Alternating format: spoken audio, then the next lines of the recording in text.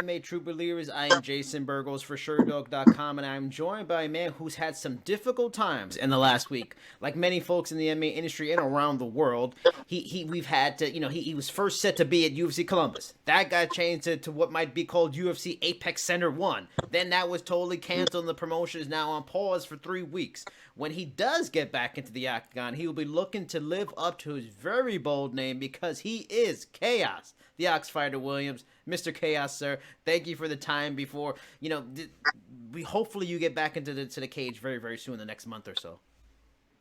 Yes, sir. Yes, sir. Now, this has been a crazy last week or so, like I mentioned, around the world in sport. Talk to me about your last couple of weeks, going from thinking you're heading to Ohio, then thinking you're going to go to Vegas, and then you thinking then finally you're going to have to stay home because the whole thing is off. What is it almost like more frustrating than a loss? Because it is, you go into a loss, you go, it doesn't work out. It's you can at least blame yourself or blame something, but here it's like nothing on you. It's nothing on your opponent. It's just something totally out of control. Is it almost more frustrating than even going in there and losing? That to just get not even at least you go in there, you get a payday. Now to completely lose out on a payday. That's another thing. You got a lot of people who this is our job. And that's another thing that kind of what I'm saying, messed with me a little bit. That's something I was looking forward to, something that I was waiting on. But it is what it is. I just take life as it comes. I play the cards out that I'm always dealt, and I just gotta keep on moving, man. Life don't stop. I just gotta stay ready. Just gotta stay focused, man, because it got so much craziness and so much, things that's going on around us that we can't control. And coming up, I've learned to really not stress myself about things that I can't control. So, this is one of those things that I can't control. So I just got to keep moving. What's the communication been like from the UFC? Because like MMA Junkie put up the email that supposedly Dana White sent out to everybody to let them know the next 3 events is canceled. What's it been like? Has it been more so than that? From the UFC to you or to your management, or was that email pretty much all you've really heard from them in the last few days? Yeah, it's really Dana White, he do the best he can. It's a lot of it's a big roster. And but mainly I've been talking to one of my manager. He's been keeping me, he been keeping me up to date on what's going on. So I appreciate him for that. And that's really it, man. They really having every day it's been something new. Every week it's been kind of something new as far as with the virus and stuff goes. Dana White, man, I really do appreciate him. He really tried to, continue to have the events at Vegas, even when we wasn't going to fight at Columbus. He moved the events to the Apex, so I was ready. I don't, coming from where I come from, I don't care. Like me coming up, man, people, man, I used to fight in the streets too, man. So it's just like what I mean, like for real. So it used to be on site. If I had a problem with you, I don't care if I seen you. I don't care if I seen you in the alley and it was just me and you, and we had to fight, or if it was in front of 100 people. So me fighting in the arena in front of thousands of people, and me fighting at the Apex in front of just my staff, and in front of just my corner man, in front of the staff, it was all the same to me. We were still gonna perform in front of the world to see. So I was still gonna get the W. We were still gonna be able to perform. Still gonna be able to add another body to my body count, add another check, add some more money to the bank account. So it really didn't matter to me where I was gonna fight at. So them canceling it all together, man, it is a little frustrating. But I think it's past Dana White. It's past his hand, because I'm pretty sure that he wanted to keep the events going, as he said. But I think a higher power, it kind of stopped that. And them suspending everything between now and March 25th, I think that really did a big, that was a big hit for the UFC, because that was the only network that was willing to keep it going. Yeah. So, a lot of fighters often will sometimes pay for the fare, the airfare, the hotel of certain cornermen or something like that, or maybe friends and family. How much of a hit, and is it like a kind of a specific number, did you take from one that Ohio, preparing for Ohio, you were only a couple of weeks away preparing for that, so I'm sure you did all your stuff in advance, and then did you even end up paying for stuff to Vegas? Did you end up paying for a flight that maybe you couldn't get reimbursed to Vegas? Because that seemed like a possibility. Like, how much of a financial hit was this, the constant changing and everything of this whole thing? Man, money come and go, man. I've taken hits outside of just the sport in general. It's been more of some of my fans, people that stay here in Michigan that was going to Ohio. I have probably about at least 30 people coming down to Ohio. So, those people, the people that spent tickets like $500 Ooh, tickets, $400 tickets, yeah. stuff like that, and I just hope that they got their money back and everything went well for them. Me, the UFC they were pretty much paying for me to get down to Ohio and stuff like that. So I really didn't take that much of a hit just on the fighting aspect, but it was more of my people that was coming to support. And it's just unfortunate because it was so close. I had people that was really looking forward to me fighting, and I've been working my butt off because I know that they spending their hard-earned money. So it's my job to go in there and perform and do what just do what I do best. You have only been with the UFC for one fight, but do you feel like an extra being like an extra level of grateful you are part of this massive machine with influence that will push to get you guys back out there ASAP as soon as they can, and you're not being with say a smaller regional promotion where for those guys outside the UFC everything's kind of just up in the air. At least we know the UFC has influence even at the highest levels that they'll probably be the first ones to get back in action when it comes. Do you almost feel, despite all the frustration, things didn't work out, grateful like, look, yeah, it sucks for now, but it'll be temporary, and I know for sure I'm gonna be back in action no matter what. Most definitely, man. Like I said, I mean, I take the good with the bad, and I just keep moving. I don't stress about things I can't control. This one thing I can't control. So I just got to take it as it just give me more time to just be even sharper. So when we do get back in there, whether it's April 18th or next go, I hope that they Yeah, do I mean, call me and I I will know be ready. for a lot of fighters, and I've talked I was talking to Julio Arce earlier because he does runs a martial arts school when he's not fighting, stuff like that. A lot Yeah. of fighters have day jobs on the side, especially early in their career. For someone like you, they have to have that side job because the MMA game does not pay that great for fighters, especially on the lower levels. Do you have a side job? And because we're seeing so many regular jobs being affected with what's going on across the country and across the world, has your day job been affected by what's going on too?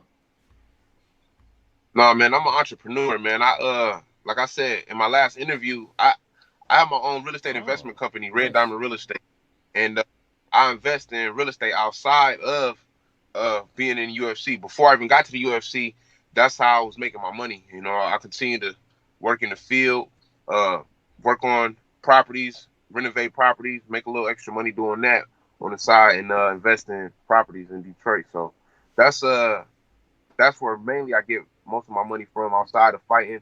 And then I got merchandise as well. As you see, I got my shirt on. This is what I wear, my hat, stuff like that. I got jumpsuits and et cetera, et I still cetera. want to talk about your fight career. Get away from the Corona stuff and just the depressing topic that is. I want to go back to your very impressive debut. Now, you got this opportunity as a replacement for Diego Lima. You enter the fight a pretty good sized underdog, and he had that hometown crowd on his side. So it could have been viewed as a win-win for you in a lot of ways from the outside. However, I have no doubt you felt a certain level of pressure. It's that first fight in the UFC. You have to make that great first impression. And you absolutely did that. Now, often fighters don't get to do that like you did. How sweet of a moment was that to put on a 27-second knockout performance in a UFC debut? Man, it was a blessing, man. Like I said, true. I mean, it was one of those legendary performances, man. Like people dream of, like point blank period, man. I went in there, I fought the hometown guy. He was a 9-fight UFC veteran. He was on a 3-fight win streak. Hometown. And like I said, when he was like 16-5, 17-5, or something like that. I might have messed his record up. He might have had a better record than that. I don't know, but either way though, he was a tough guy, a good credible opponent, and I went in there on 2-week notice, and 27 seconds. I wasn't even in there 60 seconds, and I mean it was on Jon Jones card. It was on a pay-per-view card, man. Jon Jones is my favorite fighter, so it was just a dream come true, just to be in there, just to share the locker room with the likes of Jon Jones and the champ, the female champ. I don't want to slaughter her name, but you already know what I'm talking about. And I was in the goat pen, man. It was just so much good energy, and I just knew that I was about to do something extraordinary. And I always told my coaches and the people that was around me that even my training partners, that I'm a diamond in the rough, just waiting to be buffed off and shown to the world. And now I'm in the UFC, and I'm able to perform in front of the world. and that's just the start of it right there, man. That's just the start. I will be a household name here soon, and eventually they will be putting me on that UFC game, so people will be able to play What's with a me. bigger deal then? I'm glad you mentioned that. What's a bigger deal, being in the locker room with Jon Jones or being in the next UFC game? Both, man. And both, man.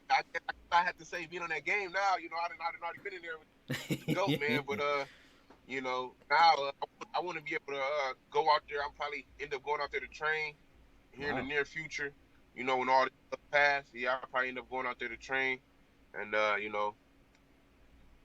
just get what I'm saying, tying some things up out there, man. But yeah, get on that game, man. I definitely say that's something that I'm looking forward to now, man. Because I don't even play games no more, man. But yeah, they put me on the game. I'm definitely about to go buy a new system and a new video game. Definitely. The fascinating thing about the knockout is that it was not your fastest career knockout from what I see. You scored a 24-second clipping 2 fights before that one. That goes along with quite a few finishes, using your powerful fists in general. Why do you think you have shown such straight up uncanny power in your strikes? What makes your strikes so unusual that guys just start falling down when they get hit with them? I mean, like I always say, man, man, I test that chin out. And it's chin testing season, man. I'm testing that chin out, man. It's so much. Anybody can get knocked out, even myself. Let me knock on some wood because I'm still out in the field. But I don't see myself being knocked out, man. Like, I've been through a lot, man. I've been hit upside the head with bats before, and that ain't knocked me out. And, when I'm hitting people, man, I'm hitting them with these bricks, man. It's a lot of pain. It's a lot of hard work and dedication coming behind me, and a lot of power coming behind me. And a lot of people, man, like, just from that 27 seconds, me going in, I seen when I had them hurt, I instantly went in there. I got that animal instinct. I got that kill, I got that kill to me. When I see somebody hurt, I'm going in there and I'm finishing it. And I wasn't trying to look pretty. I looked at some of the few comments and some of the people, that then they might have, some of the fans that maybe not have been fans. You got the people that love you, got the people that hate you, you got the good, you got the bad. It comes with everything. Mm-hmm. Got people that might have said this or might have said this negative, and I just look at it, laugh, brush it off. But hey, I got the job done, and that's really what I was trying to do. You can look pretty and all of that and do all that little pity patty stuff when you're trying to, but when it's time to go in there and get the job done, I get the job done, and that's just what I do. Now, I mean, you brought it up. I did not know this information. Please tell me the story of how you get hit with a bat, because that's not something that happens to everybody. Man, no comment. And we ain't even about to go there with that one right now. Yeah, fair enough. Now, correct me if I'm wrong, but there are not a lot of notable MMA fighters outside of, say, Darren Cruikshank that represent Detroit when they're fighting, and then that's what's listed where they're coming from. Is there like an added fun responsibility to rep Detroit, push Detroit MMA to the masses on a high level? I mean, I don't know, man. I really, everybody, man. You got Kevin Lee. You got True. You got a few people. You know what I'm saying? You got Kevin Lee. I know Tony Ferguson. He's from Michigan as well. He's not from Detroit, but he's from Michigan as well. I know they branch off, to get better. And I don't know, man. I'm here, man. You know what I'm saying? So I got to represent. But my MMA career started out in Jackson, Michigan. A lot of people don't even know. It started out in Jackson, Michigan, with my Brazilian Jiu-Jitsu coach, Emil Laponte. And then it kind of branched off to Detroit, I ended up moving and relocating to Detroit. So, I rep wherever I'm at. Wherever I'm in my head, I got properties here in the city of Detroit. So wherever I'm at, man, I'm representing.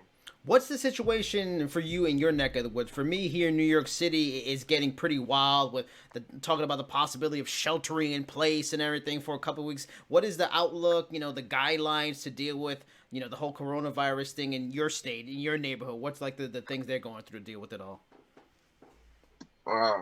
Man. First off, I'm a pretty critical thinker, and before it even happened, I was just talking to one of my friends, and I was just like, man, stuff would really start getting crazy because they set the University of Michigan State down out of Lansing, and to my knowledge, they set CMU down out of Muskegon, I think. But anyways, they start shutting universities down, and I'm like, well, what's really gonna get serious if they start shutting grade schools down, because some of the kids, they probably young to where they mom and dad can't watch them. Yep. So I thought about that, and then I thought about the teachers as well, and then I thought about some of the kids. They probably that's where they go to school to eat, you know, Yep. and they get the free lunches and Yep. stuff. So I was thinking about all of that. Next thing you know, the next day, boom, they shut the grade schools down. So it's pretty hectic here, man. They done shut the grade schools down. They done shut the bars down. They done shut the strip clubs down. Broke my little heart. You know, they they done shut restaurants down. I think it's only like 5 to be in there at a time, something like that, man. But they just shutting everything down. A lot of jobs, you know, they just shutting everything down, man. And slowly but surely, man, shutting stuff down. I don't really think they can shut the gas stations and the grocery stores Yeah. down, Yeah. you know. But they shut the casinos down. Man, they really shut. Man, they starting to just shut everything down, you know. So I don't know how it's looking out in New York. I probably think y'all may be going through the same things or something similar. But yeah, that's what we going through right now. They even shut the gyms down, man. They shut Yep. the Y down. They shut the jiu-jitsu gyms down. They shut my boxing gyms down. Like every place is just getting shut down. So you know, it's like that's why I say I gotta do my own thing, man. I gotta do my own thing. They always talk about what, like with this whole virus, like the people that are most affected, the people that really have a good reason to be scared are the elderly and people with pre-existing conditions, because it seems to affect them far worse than people that are like yourself that are very healthy, you know, and good health.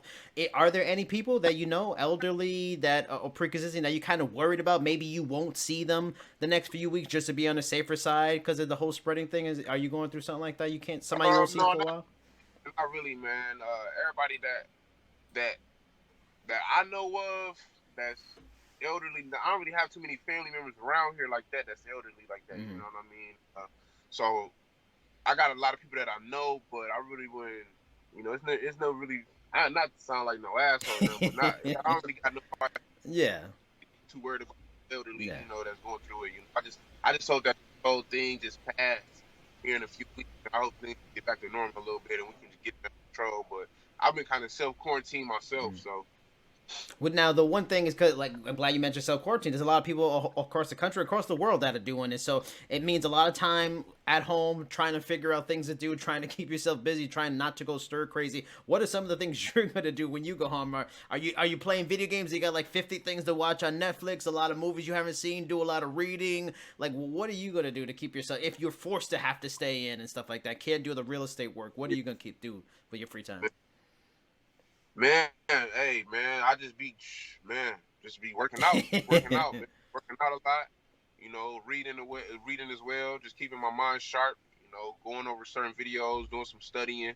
You know, and you know, just reading my scriptures and stuff like that, man.